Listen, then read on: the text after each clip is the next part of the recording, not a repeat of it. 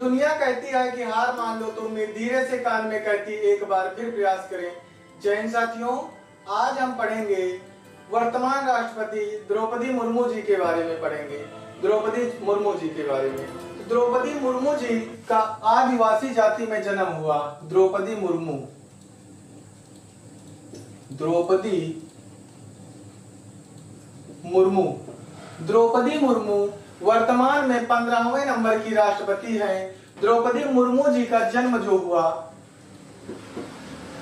20 जून 1958 में मयूरभंज, उड़ीसा। उड़ीसा के मयूरभंज के आदिवासी संथाल जाति में इनका जन्म हुआ। संथाल जाति में, संथाल आदिवासी जनजाति में मयूरभंज के जिले के। अब देखिएगा कि ये कैसे गरीबी में पली, कैसे बढ़ी, इनका जीवन कैसे रहा है। 20 जून 1958 को एक बच्ची का जन्म हुआ। कभी कोई सोचा नहीं होगा कि हम राष्ट्रपति पद तक जाएंगे। आदिवासी जनजाति की पहला क्वेश्चन इससे यही बनेगा कि सबसे पहली महिला आदिवासी जन्म लेने वाली राष्ट्रपति कौन है? तो द्रौपदी मुर्मू जी हैं। एक पहला रिकॉर्ड है कि सबसे यंगेस्ट बनी और आजादी के बाद जन्मी पहली महिला राष्ट्रपति हैं द्रौपदी मुर्मू जी। अब द्रौपदी मुर्मू जी का जन्म 20 जून 1958 को मयूरभंज, उड़ीसा के पिछड़े वर्ग में इनका जन्म हुआ, संथाल जाति में। अब ये गांव के एक प्राइमरी स्कूल, सरकारी स्कूल में पढ़ रही थी। 7 क्लास में थी, 7वीं तक स्कूल था। तो इनके पिताजी का नाम था पुटी टुडू विरांची करके था, तो इनका नाम पुटी टुडू विरांची करके लिख दिया। और बाद में स्कूल वालों ने इनका नाम द्रौपदी मुर्मू रखा। ये स्कूल जाती, पढ़ती, मेहनत करती। कुछ दिन बाद ऐसा हुआ कि एक नेताजी आने वाले थे इन्हीं के कहीं क्षेत्र में। तो इनके द्रौपदी मुर्मू जी के पिताजी जो थे, उन्होंने कहा बेटा मैं तो नहीं जा सकता, आप अपनी मार्कशीट कागज लेकर के जाइएगा और कहिएगा मैं पढ़ना चाहती हूँ। ये बच्ची भीड़ को चीरते हुए डायरेक्ट पहुंची। तो मंत्री जी के आवभगत में जो आईएएस, यूपीएससी करके आईएएस रैंक के सचिव लगे होते हैं, तो वो लोगों ने देखा कि बच्ची क्या करने आई है। अपने कागज, अपने सारे डॉक्यूमेंट्स लेकर के पहुंची और नेताजी से कहा कि मैं पढ़ना चाहती हूँ, मैं कुछ पढ़ना चाहती हूँ, बनना चाहती हूँ। तो उन्होंने कहा कि इनको पढ़ाया जाए। तो उड़ीसा की राजधानी भुवनेश्वर भेज देते हैं। उड़ीसा की राजधानी भुवनेश्वर, उड़ीसा की राजधानी भुवनेश्वर इनको पढ़ने के लिए भेज दिया जाता है। वहीं से इंटर करती हैं। फिर बीए की पढ़ाई रामाबाई डिग्री कॉलेज से इनकी पढ़ाई होती है। पढ़ाई करने के बाद ये बैंक में नौकरी करती हैं। ये 1980 के आसपास, 1980 के आसपास सिंचाई विभाग, इरिगेशन विभाग में, ये सिंचाई विभाग में क्लर्क के पद में नौकरी करती हैं। शादी हो जाती है। फिर बच्चे को जब जन्म होता है तो क्या होता है कि बच्चों को संभालना माँ की जिम्मेदारी होती है। फिर नौकरी को छोड़ दी। फिर गांव के एक प्राइवेट स्कूल था, उसी में ये बच्चों को पढ़ाने लगी। उड़िया भाषा सिखाई, बच्चों को ज्योग्राफी के बारे में, मैप के बारे में, नदियों के बारे में बताया। इनकी पढ़ाई की स्किल इतनी अच्छी थी, इतनी बेहतर थी। इनके जो जुबान पे सरस्वती का वास था।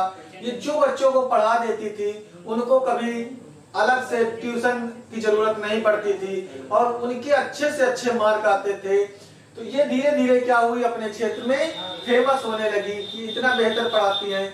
लोग, इनके गार्जियन भी इनको लेकर के पॉजिटिव सोचने लगे कि द्रौपदी मुर्मू जी कुछ ना कुछ बेहतर जरूर करेंगी समाज के लिए।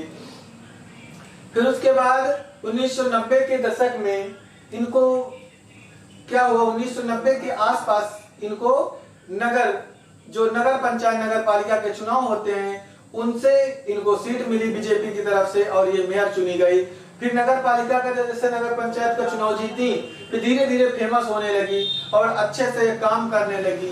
और काम करने के बाद ये कुछ दिन मंत्री पद, स्वतंत्र भारत की मंत्री के पद पर भी रही, कार्य किए। उसके बाद 2009 का लोकसभा का चुनाव हारती हैं और चुनाव हारने के बाद अपने घर गांव चली जाती वापस कि मैं कुछ अपने गांव समाज के लिए भी काम करती रहूंगी। जीत हार तो लगा ही रहता है। सपने उन्हीं के सच होते हैं जिनके सपनों में जान होती है।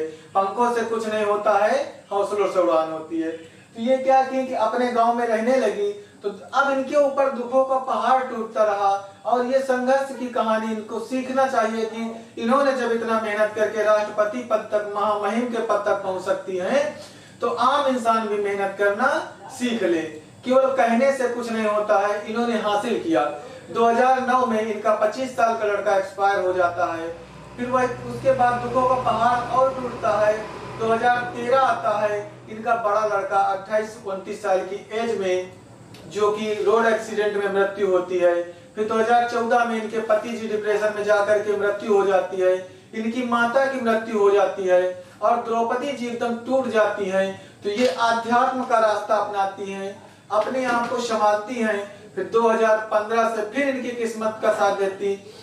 देखो कहते हैं जिंदगी उसी की जिसकी मौत पर जमाना अफसोस करे, यूं तो हर शख्स आता ही है मरने के लिए। संघर्ष ही जीवन है, बिना संघर्ष के कुछ नहीं होता।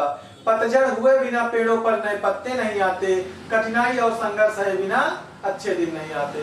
2015 में झारखंड की राज्यपाल बनी और 6 वर्ष तक इन्होंने राज्यपाल के पद पर कार्य किया। जैसे 5 साल बाद राज्यपाल का कार्यकाल क्या किया, 6 महीने के लिए बढ़ा दिया। तो ऐसे करके 2021 तक रही और 22 में महामहिम राष्ट्रपति के रूप में इनको शपथ दिलाई गई और सबसे यंगेस्ट बनने वाली राष्ट्रपति द्रौपदी मुर्मू जी हैं। आदिवासी पहली महिला हैं और उसके बाद यंगेस्ट भी हैं और आजादी के बाद जन्मी पहली महिला हैं। तो इनके संघर्ष की कहानियां हमको पढ़ना चाहिए और वर्तमान में राष्ट्रपति पद पर बैठे हैं। तो नमन है ऐसी माँ को जिन्होंने इतना कार्य किए। तो द्रौपदी मुर्मू जी को ही प्रणाम है। तो ऐसे लोगों के बारे में, ऐसे महापुरुषों के बारे में हमें पढ़ना चाहिए और ऐसी क्लासें पढ़ने के लिए आपको YouTube चैनल पर मिलती रहेंगी।